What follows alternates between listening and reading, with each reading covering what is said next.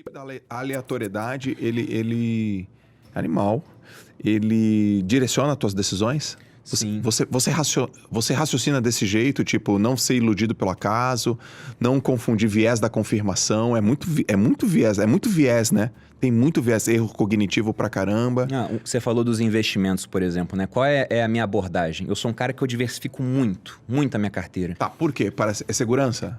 Por conta disso. Modelo de rede, não é descentralizado? Porque eu acho que é impossível, né, a gente validar uma determinada estratégia de investimento. Então, vamos supor que eu falo, o Warren Buffett, por exemplo, olha a estratégia dele.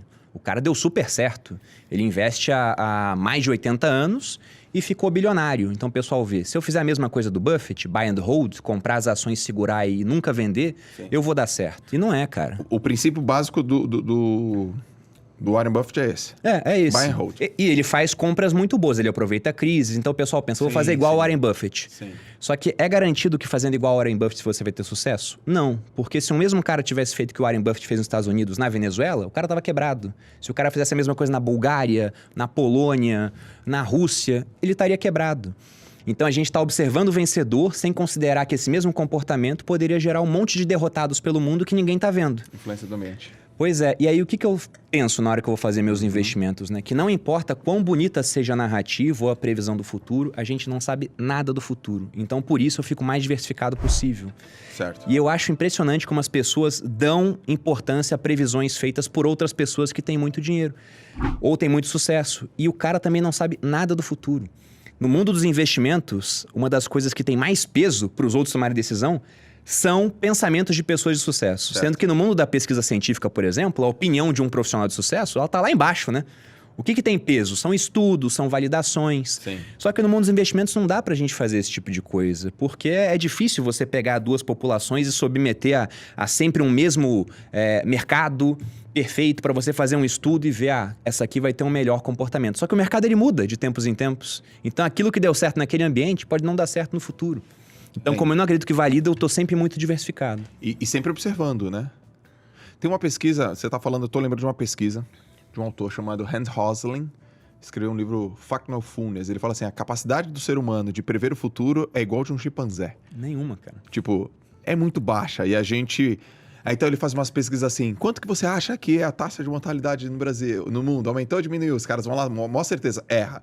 Quanto que as pessoas, de mulheres são alfabetizadas? Erra. Então a turma erra pra caramba. Mas assim, pensa, pô, seria muito legal, né, para as pessoas que querem ter certeza, que querem ter tranquilidade, ter um Bruno da vida, um Warren Buffett da vida, um Thiago da vida, que dê para ela previsões. É meio que um produto irresistível, né? Todo mundo quer, pô. Todo mundo quer, Todo né? mundo quer. Mas assim, de fato, é pouco provável que isso aconteça. Não, é pouquíssimo provável. Como é que tá na história isso, Bruno? Você tem uma relação na história com previsibilidades e acertos? Isso existe? Cara, você pode... Normalmente o que acontece, né? Tem um monte de gente fazendo previsão sobre um monte de coisa. Tá. E alguém vai acertar alguma previsão. E esse cara vai ficar muito famoso. É porque na probabilidade alguém vai acertar. Alguém vai. Você pega, por exemplo, o Magazine Luiza, né? Quem comprou lá atrás, o cara falou, nossa, ele acertou em comprar Magazine Luiza, ele viu que alguma coisa diferente ia acontecer. Mas pode ter sido pura aleatoriedade, pô. O cara, ele tinha uma posição na empresa, comprou. Talvez fosse até uma pesquisa que ele fez de mercado e viu, esse negócio vai dar certo. Só que agora parece que era algo óbvio e tem tanta coisa que acontece no meio do caminho, João, que não era óbvio assim. Por exemplo, no mundo dos investimentos, cara... Cisne negro. Sim, um monte de cisne negro, que mudam o mundo, né? O mundo ele vai caminhando de um jeito, acontece um cisne negro e as coisas mudam radicalmente. E as pessoas algumas acham que já estava previsto. Não. Depois que acontece, aí, né? É totalmente previsível. Não, com certeza, ia ser daquele jeito. Antes, não. Mas, por exemplo, no mundo dos investimentos, cara, a gente tem os analistas, né? E o analista, ele pega uma empresa, ele vai analisa toda a empresa e fala, olha só, essa empresa aqui ela é muito boa porque ela tem um líder muito bom, ela tem um diferencial de mercado, tem barreiras à competição, tem não sei o quê, ela é uma boa compra, por exemplo. Só que eu acho que a gente é muito bom em análise, mas não é bom em síntese. Por que eu digo isso? Porque é fácil analisar uma coisa que está dando certo e falar, está dando certo por conta desses elementos, ou deu certo por conta desses elementos. Tá. Mas é muito mais difícil você pegar esses mesmos elementos, procurar uma outra empresa com os mesmos e garantir, isso aqui vai ter sucesso no futuro porque tem os mesmos elementos. Porque o futuro, a gente não sabe o que vai acontecer. Sim. Então é esse o problema do mundo dos investimentos. A gente dá coisas como certas e se a gente for olhar na história, a gente nunca tá certo, cara. É muito raro estar realmente certo sobre o futuro. É um cara que vai acertar e vai virar lenda. Enquanto um monte de outros vão ser esquecidos. Podiam ser caras brilhantes, mas na hora de prever o futuro, eles erraram. Eu tava falando com o Kaique antes da gente começar sobre a internet, como é rápido, né, as mudanças. Certo. Tem um prêmio Nobel, Paul Krugman, que ele falava que o impacto da internet ia ser igual de um aparelho de fax. E o cara era muito inteligente, né? Uau. Mas ele errou totalmente. A gente pega, por exemplo, queda do Muro de Berlim. Quando você vai estudar a história hoje, parece que era um negócio que estava para acontecer, né? Não, era meio óbvio, né? Eles estavam decadentes na Alemanha Oriental, aí uma hora autorizaram a ida, todo mundo foi de uma vez e o muro caiu.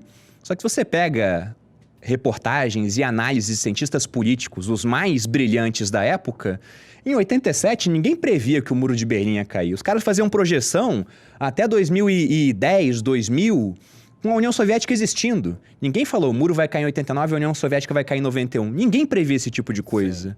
E aconteceu, foi um cisne negro, mudou a história do mundo.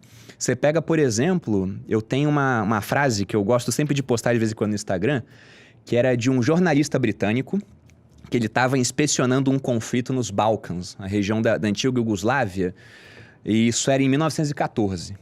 E o cara inspecionando, ele escreveu isso, né? Isso está registrado na história. Ele escreveu: é tão certo quanto nada que as fronteiras da Europa parecem finalmente definidas. Os 6 grandes poderes da época não devem mais entrar em guerra. Então, acho que se mudar a fronteira, vai ser alguma coisa na Rússia e dentro do Império Austro-Húngaro, que era uma colcha de retalhos. Agora, o restante não muda mais. O cara, ele fez isso em maio. Em agosto, estourou a Primeira Guerra Mundial. Caraca. Então, e era um cara especialista naquilo. Ele acompanhava o conflito, ele era observador de conflitos. E mesmo assim, aconteceu, cara. Então, eu sempre penso nisso. Eu não sei nada do futuro. Se eu não sei nada do futuro, eu quero estar vivo. Como é que eu vou estar vivo? Sobrevivendo, diversificando. Você acha que a diversificação é uma coisa que se provou durar no tempo? Mesmo sabendo no que, assim, ou não sabendo no que a gente ia diversificar, mas ela perdurou no tempo? Pensando em sobrevivência, sim, né? Sim, né? Por que a gente tem um monte de mamífero, réptil, ave no mundo? Porque a natureza diversificou. Então você tem uma série de espécies, né? Algumas não deram certo, outras sobreviveram. Então, pensando em sobrevivência, tá diversificado, ter backups, né? Por exemplo, se algo der errado no Brasil, eu tenho dinheiro no exterior. Se algo der errado nesse país que eu estou no exterior, eu tenho dinheiro em outro país. Se tudo der errado em vários países que eu tenho dinheiro, eu tenho Bitcoin, que é um negócio que eu consigo vender em qualquer outra parte do mundo. O Bitcoin é muito novo, então você tem que ter um pouco de ouro. Sim. Então é sempre pensando nisso. Se acontecer algo errado, como que eu faço para sobreviver e poder recomeçar em outro canto? E repare o seguinte, eu posso ser um cara... que eu tô errado naquilo que eu tô falando, né? Mas repare o seguinte, se eu estiver errado... o Bruno tá errado sobre Bitcoin, sobre ouro, sobre o que ele tá falando de Brasil. Como eu tô muito diversificado, eu posso errar em várias áreas que eu vou continuar vivo. E se eu continuo vivo, eu posso reconstruir aquilo de onde eu parei. Certo. Então, por mais que eu seja uma pessoa que possa estar errada em boa parte do que eu falo, o fato de estar diversificado garante que eu vou ficar vivo, enquanto outras pessoas mais concentradas, que inclusive falam que a diversificação ela não é boa, né? O Warren Buffett já falou isso, que a diversificação é a arma de quem não sabe o que está fazendo. Só que é o que eu penso, né? Quem realmente sabe? Porque ninguém conhece o futuro. Sim. Então, eu penso sempre...